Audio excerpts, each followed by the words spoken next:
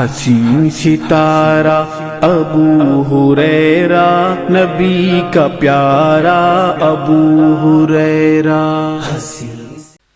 ان الحمد للہ نحمده ونستعینه ونستغفره ونؤمن به ونتوکل علیہ ونعوذ باللہ من شرور انفسنا ومن سیئات اعمالنا من يهده الله فلا مضل له ومن يضلل فلا هادي له واشهد ان لا اله الا الله وحده لا شريك له واشهد ان محمدا عبده ورسوله اما بعد فان خير الحديث كتاب الله وخير الهدي هدي محمد صلى الله عليه وسلم وشر الامور محدثاتها وكل محدثة بدعة وكل بدعة ضلالة وكل ضلالة في النار فاعوذ بالله من الشيطان الرجيم بسم الله الرحمن الرحيم يا أيها الذين آمنوا اتقوا الله حق تقاته ولا تموتن إلا وأنتم مسلمون رب اشرح لي صدري ويسر لي أمري واحلل عقدة من لساني يفقهوا قولي۔ قابل احترام سامعین اکرام، اللہ عز و جل جو رب العالمین ہے، کائنات کی ہر چیز اللہ کے حکم سے وجود میں آئی، اور اللہ کا حکم ہوگا کہ ہر چیز ہر شے کا وجود بھی ختم ہو جائے گا۔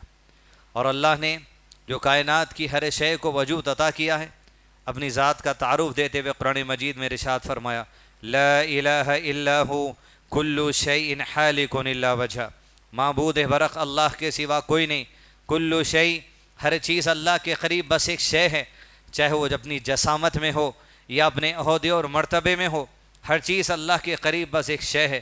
کل شیء حالک، اللہ نے جب مرتبہ عطا کیا ہے، اللہ نے جب جو سو منصب عطا کیا ہے، اللہ نے جب جسامت عطا کی ہے، کل شیء حالک، ہلاک کرنے والی بھی ذات وہی ہے، الا وجہ، سب کے سب مل کے بھی اللہ کا کچھ نہیں بگاڑ سکتے۔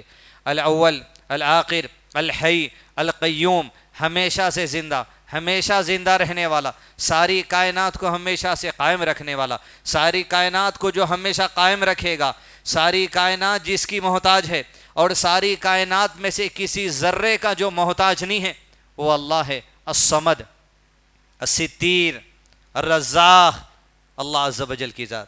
عزیز دوستو، وہی اللہ عز و جل ہماری زندگی میں ان گنت نعمتیں عطا کرتا ہے جس کا احساس ہم کرتے نہیں، اور اس کی بڑی نعمتوں میں سے ایک نعمت جو ہماری زندگی میں ہے وہ یہ ہے، تھوڑا آواز بڑھائیے، جو نعمت یہ ہے وہ ہے اللہ عز و جل کی ہدایت، اس کی توفیق، اس کا وہ خاص کرم، وہ خاص ہدایت اللہ عز و جل کی جو اللہ نے ہم پر عنایت کیا، کہ جس کی وجہ سے آج ہم جمعہ خطبہ دینے، جمعہ خطبہ سننے بیٹھے ہیں، آج ہمارے سر اس کے سامنے جھکتے ہیں، رکوع میں ہم جھک جاتے ہیں، زبان پہ اس کا ذکر ہوتا ہے، زبان پہ اس کی شکر گزاری ہے، یہ یقیناً اللہ کی ہدایت، یہ اللہ کی توفیق ہے، اس کا احساس شاید ہم کو نہیں ہے۔ اور بسا اوقات زندگی میں اللہ تعالیٰ ایسے موقع لاتا ہے جن موقعوں کے ذریعے اللہ تعالیٰ ہمارے سامنے ہمارے چہرے کو واضح کر دیتا ہے، لیکن ہمیں اس بات کا احساس بھی نہیں ہوتا۔ ایک موقع جو ہماری زندگی میں گزرا، ایک دن نہیں تھا، وہ ایک لمحہ نہیں تھا، ایک گھنٹہ نہیں تھا، بلکہ پورا ایک مہینہ تھا، جس مہینے کے اندر اللہ تعالیٰ نے مجھ کو اور آپ کے واضح طور پہ بتا دیا کہ ہمارے اندر کتنی منافقت ہے، ہمارے اندر کتنا جھوٹ ہے، ہمارے چہروں پہ جو ہم منافقت کا لباس اوڑھ کر تھے، اپنی ذات کو دھوکہ دے رہے تھے، اپنے آپ کو دھوکہ دے رہے تھے، اپنے ایمان کو دھوکے میں رکھے ہوئے تھے، پورے ایک مہینہ اللہ تعالیٰ نے ہمارے سامنے ہمارے چہرے کو واضح کر دیا ہم کتنے دھوکے باز ہیں۔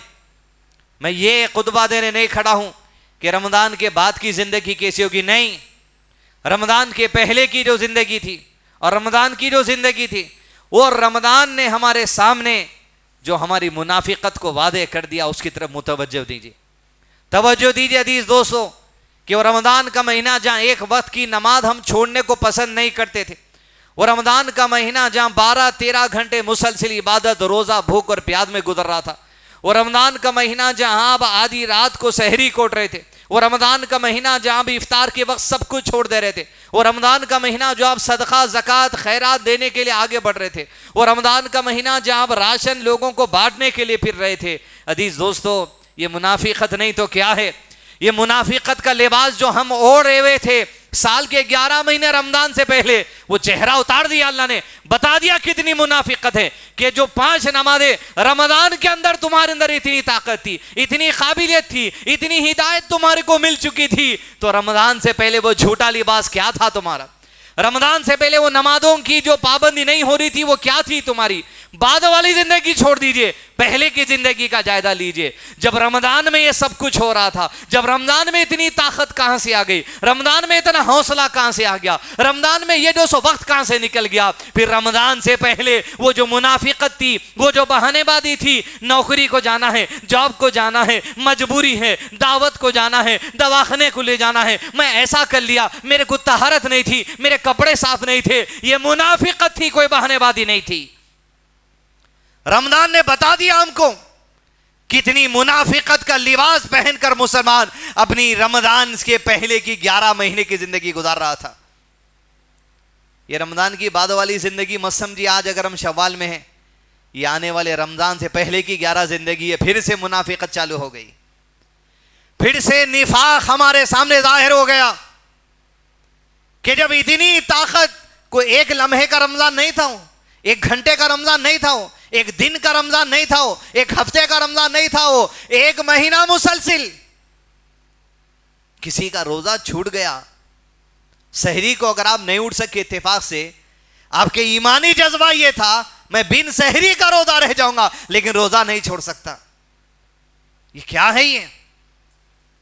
یہ وہ ہدایت ہے اللہ عز و جل کی جس کو آپ لے سکتے, جس کو آپ لے کے عمل کر سکتے. لیکن ہماری وہ منافقت تھی جو پہلے کے 11 مہینے میں اپنا چہرہ اوڑھ کر بہانے بازی میں زندگی گزار رہے تھے. عزیز دوستو, اسی لیے عنوان رکھا گیا, ہم نے اپنی آنکھوں سے منافقت کو دیکھ لیا اپنی, کوئی دو رائے نہیں ہے اس کے اندر. اور یہ اتنی بڑی نعمت, اتنی عظیم رحمت اللہ تعالیٰ کی, ہدایت اللہ تعالیٰ کی.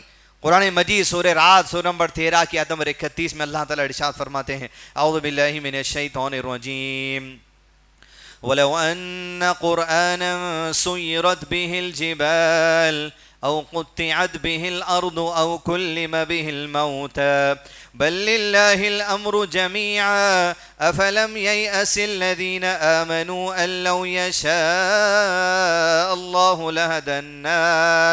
لَهَدَى النَّاسَ جَمِيعًا. بالفرد یہ جو ہم رمضان کے مہینے میں عبادت کریں, یا آج شوال میں جو جمعہ کی عبادت چل رہی, یا فجر پڑھے, سجدے کیے, یہ اتنی عظیم نعمت ہے, اس کی قدر کر لینے کی ضرورت ہے.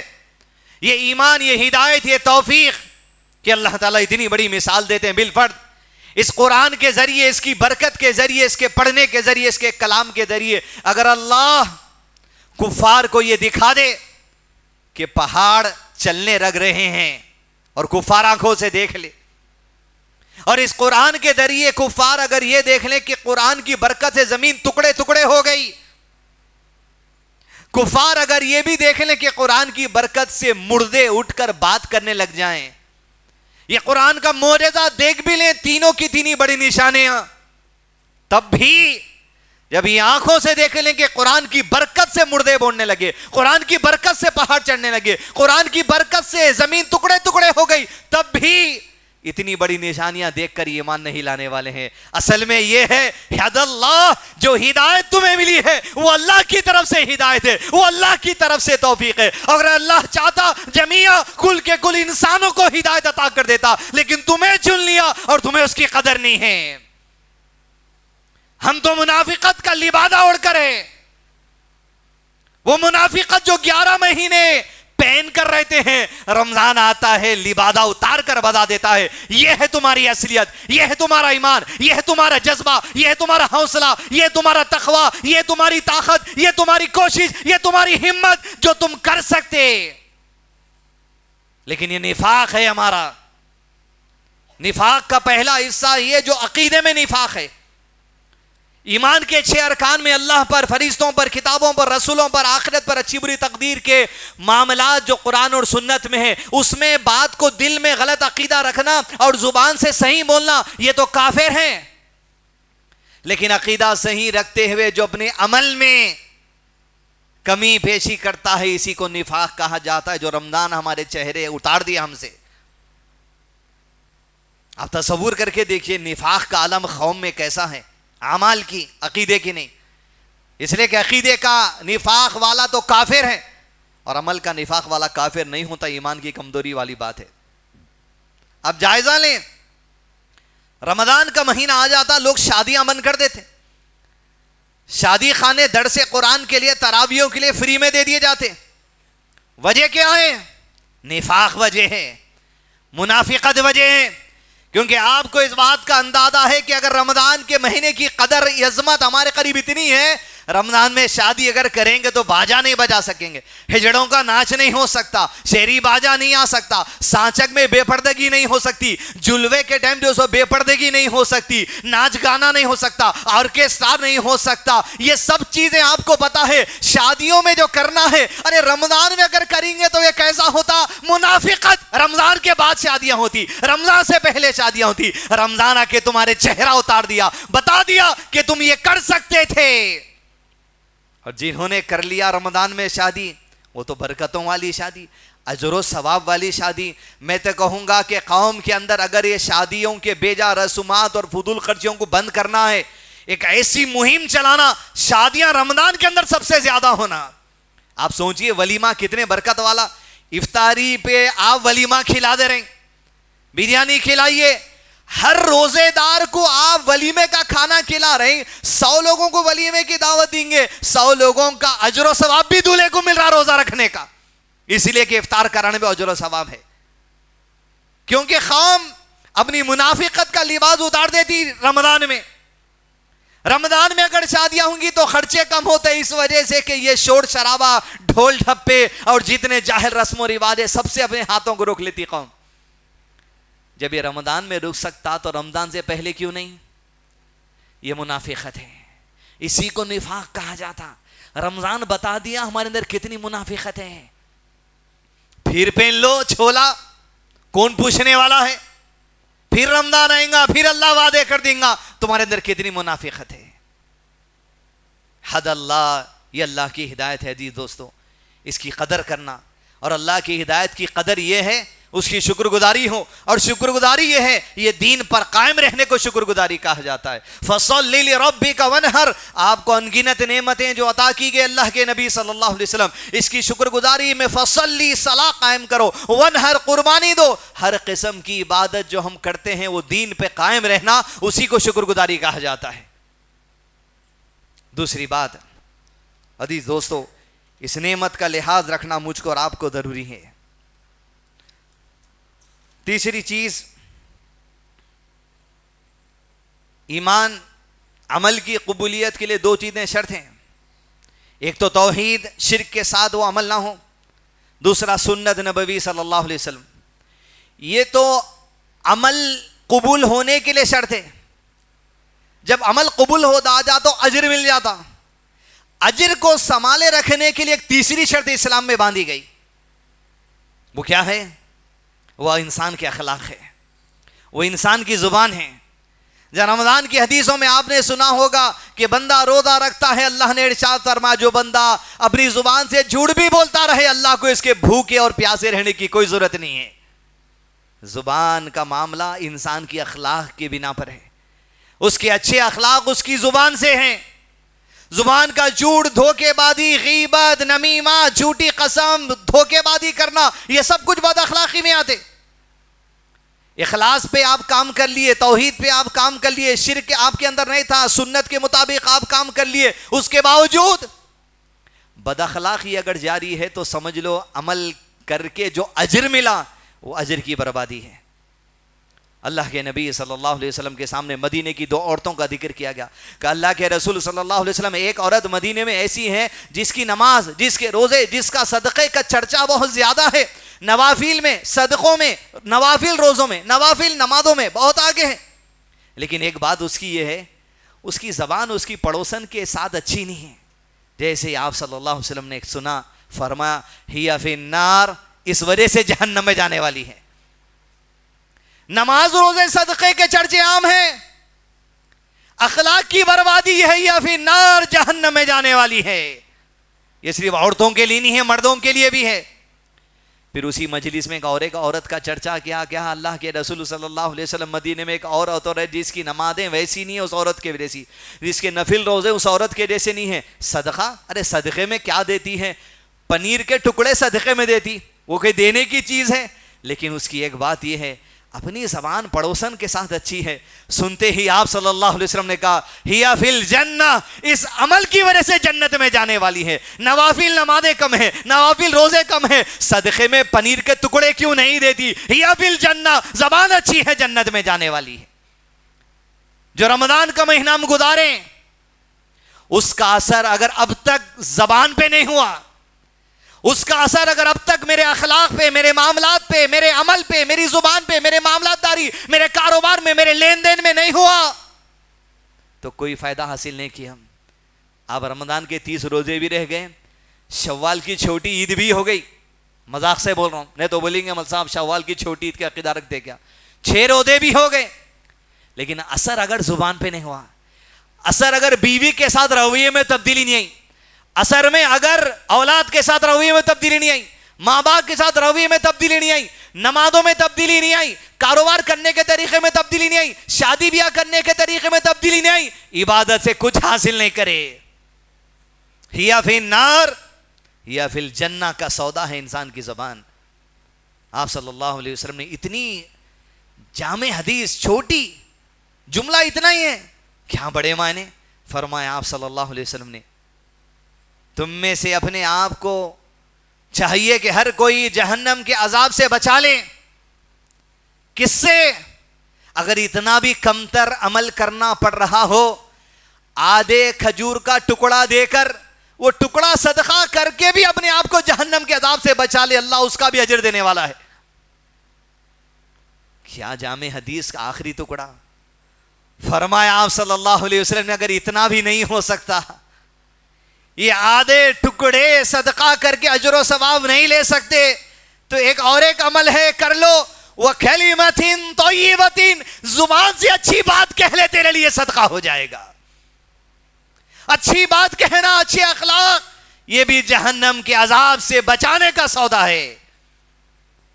وہ غریب شخص کے بارے میں آدھے کھجور کے ٹکڑے کی مثال دی گئی, وہ بھی نہیں ہو سکتا. وَكَلِمَةٍ طَيِّبَةٍ, اور کلمتین طیبتین میں اپنے رب کے خلاف غلط زبان درازی مت کرو, رب کی ناشکری مت کرو, رب سے کفر مت کرو, رب کے سامنے یہ مت کہو کہ میرے حالات ایسے ہیں, رب کے سامنے یہ مت کہو کہ میرا وقت برا چل رہا, رب کے سامنے یہ مت کہو کہ میری دعائیں ہوتی ہیں, میں دعائیں قبول نہیں ہوتی. یہ گناہ کبیرہ میں سے ہے. اس لیے کہ فرمایا آپ صلی اللہ علیہ وسلم نے, بندہ اللہ کو گالی دیتا ہے, کس وجہ سے؟ ایک تو اللہ کو بیٹا ہے کہہ کر, دوسرا بندہ اللہ کو گالی دیتا اس وجہ سے یہ کہہ کر کہ میرا وقت برا چل رہا ہے. وقت کو گالی دینا, اللہ کو گالی دینا ہے, اس لیے کہ اللہ نے کہا میں زمانہ ہوں, میرے حکم سے تمہاری زندگی کا وقت ہے. اگر کوئی یہ کہہ دے میرا وقت تو برا چل رہا, یہ اللہ کو گالی دینے والی بات ہے, کیونکہ وقت تیری زندگی میں اللہ کے حکم سے ہے, تو نے رب کو برا کہہ دیا. یہ عقیدے کے باب میں اہم جز ہے. زمانے کو برا کہنا, وقت کو برا کہنا, اپنی زندگی میں جو حالات چل رہے ہیں اس کو برا کہنا, حتیٰ کہ جیسے حالات ہوتے آپ صلی اللہ علیہ وسلم نے کہا کہو الحمدللہ علی کل حال, جس حال میں اللہ تو نے آج رکھا ہے تیری شکر گزاری ہے, تیری حمد ہے, تیری ثنا ہے, تیری تعریف ہے ہر حال کے لیے. عزیز دوستو, نعمت ہے ایمان, نعمت ہے عبادتوں کی توفیق, اس پہ جمے رہنا, اس پہ قائم رہنا, یہی استقامت ہے, اور اسی کو شکر گزاری بھی کہا جاتا ہے.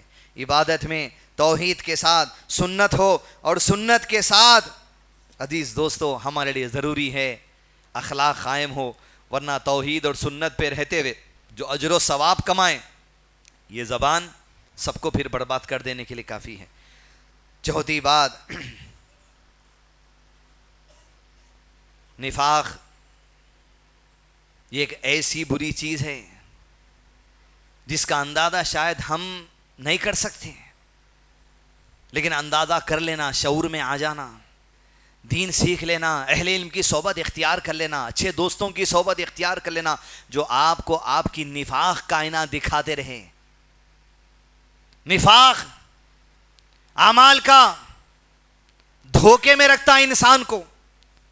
جو عمل کر رہے ہیں وہی سب سے اچھا, جو نیت آپ کی ہے وہی سب سے اچھی. اس دھوکے میں رکھنے کا نام ہی نفاق ہے. آج کئی معاملات میں, کئی امور میں, ہماری زندگی میں ایک قسم کا نفاق چڑھ گیا. وہ دھوکے میں آج ہمیں, زندگی میں دھوکے میں مت رہیے. ابھی عید کا موقع گزرا, عید سے ایک دن پہلے جماعت اہل حدیث کے ایک صاحب تھے, تو میں مشورہ دیا, صاحب اعلان کروانے لگا یہ تمام مساجد کے اندر اس بات کا اعلان کروائیے کہ اب ہندوستان کے اندر ایک فتنہ اپنی جڑ پکڑ رہا ہے, وہ شکیل بن حنیف کا فتنہ ہے. اعلان کرانے لگائیے کہ ہر خطیب کم سے کم 1 یا 2 منٹ لوگوں کو اس سے آگاہ کرے. میرے سامنے بیٹھ کے ان کی عیدگاہ میں خطبہ دینے والے عالم صاحب کو کال کرے, بولے شیخ صاحب یہ بچہ بیٹھے ہوا ہے یہاں کاظم, اور بول رہا کہ جو سو یہ مسئلہ جو سو جڑ پکڑتے چلا جا رہا, ذرا اس مسئلے میں بولیے. یہ نفاق ہے ہمارے اعمال کا, مطلب یہ دھوکے میں ہم. تو صاحب وہاں سے بول رہے ہیں, ارے وہ مسئلہ بھی اتنا بڑا کہاں ہو گیا, غیر ضروری کہ یہاں مسئلوں کو بول کے لوگوں کو اور کیوں اشارہ دینا, جب بڑا ہوں گا جہاں مسئلہ وہاں بولا جائیں گا. عالم صاحب فتنوں کو دبانے کا اصول یہ نہیں ہے, نوٹ کر لو, فتنوں کو دبانے کا اصول یہ ہے, دجال ابھی نکلا نہیں. اللہ کے نبی صلی اللہ علیہ وسلم نے کہا آدم علیہ السلام سے لے کے قیامت تک جتنے نبی آئیں گے, خود اللہ کے نبی صلی اللہ علیہ وسلم کو ملا کر سب کے سب دجال کے فتنے کے بارے میں اپنی قوم کو آگاہ کرے. اب کوئی نبی آنے والی لیکن آج تک دجال نہیں نکلا, تو کیا دجال نکلے جب آپ کے کہنے کے حساب سے اس وقت کرنے تھا, لوگوں کو اس وقت آگاہ کیا جائے گا. اللہ کے نبی صلی اللہ علیہ وسلم کی قبر پہ حملہ ہونے والا تھا, خواب میں بتا دیا گیا اہل علم کو یہ قبر پہ حملہ ہونے والا ہے, فتنوں کو پہلے سے روکا جاتا. یہ کون سی بے وقوفی میں ہے, کون سی دھوکے بازی میں آج ہم, کیا ہو گیا ہمارے اہل علم کو, بالخصوص وہ لوگ جو آج مدرسوں سے فریش پاس ہو کے آ رہے ہیں, 4 سال کا رپورٹ کارڈ لے کے, 6 سال کا رپورٹ کارڈ لے کے. یاد رکھیے آپ, سب سے پہلی ضرورت آپ کو یہ ہے آپ کبار علماء کرام کی صحبت میں رہنا, تجربے کار علماء کرام کی صحبت میں رہنا. وہ اہل علم, وہ علماء کرام جو 20-20 سال سے آپ کے جیسی رپورٹ کارڈ کی ڈگری فارغ ہو گئے لیکن کتابوں میں ہے, ان سے بڑے علماء میں ہے, فقہ میں ہے, تجربہ ہے, حالات کو جانچے. سب سے پہلے ضروری ہے یہ جو پاس آؤٹس ہو رہے ہیں ہمارے عالم کا رپورٹ کارڈ لے کر عقیدے کا ایگزام لکھے 100 مارک کا 80 مارک 20 مارک نہیں ملے بھی آپ کو, تاریخ کا ایگزام لکھے آپ 100 مارکس کا 80 مارک 20 مارک نہیں ملے آپ کو, پہلے قدموں میں بیٹھ جاؤ اہل علم کے. آپ اگر آج مدرسے سے فارغ ہوئے ہیں تو آپ وہ بڑے علم کے درجے پہ نہیں چلے گئے جو 20-20 25-25 سال سے قوم میں درس و تدریس کا کام کر رہے ہیں. آج یہ پاس آؤٹس ہمارے عالم کی ڈگری والے یا سرٹیفکیٹ والوں کو سب سے پہلے چاہیے عوام کا کیا ریکوائرمنٹ ہے اس پہ توجہ دینا, عوام کے مسائل کو سمجھنا, کون سی چیز فتنے کی شکل میں گھیری اس کو سمجھنا. اس کے لیے تجربہ ہونا پڑتا, اہل علم کی صحبت اختیار کرنا پڑتا, ورنہ پھر یہی حال ہوتا. کیا حال آیا وقت دیکھیں گے, ارے کیا ویڈیو نہیں دیکھے کہ رمضان میں اسی 2024 کے اہل حدیث مسجد کے اندر اعتکاف میں سے شکیل بن حنیف کے لوگوں کو نکالا گیا, نہیں دیکھے آپ؟ ارے شکیل بن حنیف اور قادیانی دونوں کا عقیدہ سیم ہے, لیکن قادیانیاں آپ سے دور رہتے, آپ ان کو پہچان سکتے کیونکہ انہوں آپ کی مسجدوں میں نہیں آتے, ان کی مساجد وہ لوگ الگ بنا لیے. لیکن یہ شکیل بن حنیف کا جو قادیانیوں کی طرح فتنہ ہے, یہ اپنی مسجد الگ نہیں بنائے, یہ اہل حدیث مسجدوں میں آ کے نماز پڑھ رہے ہیں, یہ تبلیغ جماعت مسجدوں میں آ کے نماز پڑھ رہے ہیں, یہ سنت الجماعت مسجدوں میں آ کے نماز پڑھ رہے ہیں, اور ان کا کوئی فتنہ نہیں ہے, کفر ہے کفر. ان مسلمانوں کو مرتد کے دہانے پہ لے جانے والی یہ قوم کام کر رہی ہے. پھر آپ سوچ رہے ہیں کام کریں گے؟ چیلنج ہے میرا آج 19 اپریل 2024 کے 1:45 بجے شکیل بن حنیف کو محمد کاظم للہ الحمدللہ چیلنج کر رہا, ہندوستان کے کسی علاقے میں آ جا ڈیبیٹ کرنے کے لیے کہ تو قیامت سے پہلے آنے والا عیسیٰ ہے یا نہیں ہے, کہ تو وہ مہدی ہے یا نہیں ہے. چیلنج ہے اوپن. یہ سنت ثناء اللہ امرتسری کی سنت ہے، اسلاف کی سنت ہے، اہل علم کی سنت ہے. کہاں گئے ہمارے اہل علماء کرام؟ کہاں گئے ہمارے اہل علم؟ فتنہ اہل حدیث مسجدوں میں گھس گیا اور آپ سوچ رہے ہیں ابھی تو چھوٹا ہے نا، ارے دجال ابھی نہیں نکلا، آدم علیہ السلام سے ڈرایا جا رہا، تم کب ڈرانے والے، تم کب قوم کو آگاہ کرنے والے ہو؟ چیلنج ہے میرا، شکیل بن حنیف کے جتنے گلی گلی کے امیر ہیں یا رہبر ہیں یا لیڈر ہیں، چیلنج ہے اوپن. حیدرآباد کی سرزمین ہو، ہندوستان کی کسی جگہ بلا لو، انشاءاللہ آنے کے لیے تیار ہوں. یہ فون کر کے واٹس ایپ پہ ویڈیو شیڈیو میں نہیں، لائیو فیس ٹو فیس آنکھ پہ آنکھ بیٹھنا بات کرنا. ہم اس عقیدے پہ بات کریں گے جو محمد رسول اللہ صلی اللہ علیہ وسلم کا عقیدہ ہے اور صحابہ کا عقیدہ ہے. الحمدللہ قادیانیوں کے جتنے سرغنے ہیں یہاں پر، فلک نما ریلوے ٹریک کے بعد افضل گنج بس اسٹاپ کے سامنے، مادانہ پیٹ منڈی کے سامنے، چھتا ودار کمان کے اندر، اللہ کا شکر ہے آج سے 6 سال پہلے پورے سرغنوں سے فیس ٹو فیس ڈیبیٹ کر آئے ہیں. الحمدللہ حق بیان کر آئے ہیں. آج اہل علم کو چاہیے کہ ہمارے علاقے میں جو چیز فتنہ پنپنی اس کو لوگوں کے سامنے آگاہ کیا جائے. اور پھر نفاق یہ ہے کہ آج عالم کی ڈگری رکھنے والے کچھ علماء دوسرے علماء کا جمعہ خطبہ مسجدوں میں کینسل کرا رہے ہیں. یہ اس سے بڑا نفاق کیا ہونا؟ اب یہ کہا جا رہا وہ عالم صاحب آ رہے ہیں جمعہ کینسل کر دو. تعجب کی بات ہے، تمہارے قریب تمہاری ضد کی عظمت اتنی بڑھ گئی کہ ممبر رسول پہ بیان ہونے والے قرآن اور سنت کی عظمت سے زیادہ تمہارے قریب تمہاری ضد، تمہارے نظریے کی عظمت ہو گئی. افسوس، یہ نفاق آج امت میں دکھ رہا نہیں. کوئی ایک تو بولنے والا ہونا، الحمدللہ بولیں گے انشاءاللہ. ممبئی سے ایک چینل چلتا ہے پلس ٹی وی، 52 ایپیسوڈ الحمدللہ. حیدرآباد سے ممبئی کئی مہینے جا کر ریکارڈ کیا سیرت النبی صلی اللہ علیہ وسلم پہ. ارے رسول اللہ صلی اللہ علیہ وسلم کی زندگی، آپ صلی اللہ علیہ وسلم کی سیرت، ان کی زندگی کے سامنے کسی کی عظمت ہے؟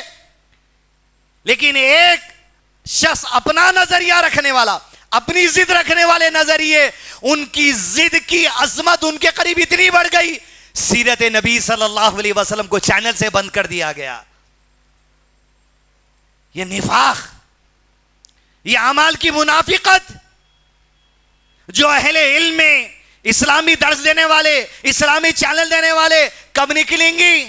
ارے آپ بول دے رہے ہیں ایسی سننا پڑیں گا. پھر عوام کے سامنے نفاق کا چہرہ کب آئے گا کہ اسے نفاق کہا جاتا ہے، تاکہ میں اور آپ کل کے دن یہ بری حرکت نہ کریں کہ سودا نہ کیا جائے نبی کی زندگی سے، سودا نہ کیا جائے اللہ کی کتاب سے، سودا نہ کیا جائے ممبر رسول سے، سودا نہ کیا جائے مساجد سے. یہ باتیں تو ہوں گی. عزیز دوستو، اس طرح نفاق معاشرے میں پھیلا ہوا ہے، دکھتا نہیں. ایسا چڑھ کے مائک لے کے کھول کے بتائے تو بات سمجھ نہیں آتی. یہ اعمال کا نفاق ہے. عقیدے کے نفاق والا تو کافر ہے، اعمال کا نفاق والا اپنی ایمان کی کمزوری ہے، اس کا جائزہ لینا. وصلی اللہ علی نبینا محمد وعلی آلہ وصحبہ وسلم تسلیما کثیرا. مزید علماء اور مقررین کے بیانات سننے کے لیے ہمارے YouTube چینل کو سبسکرائب کیجیے. جزاک اللہ.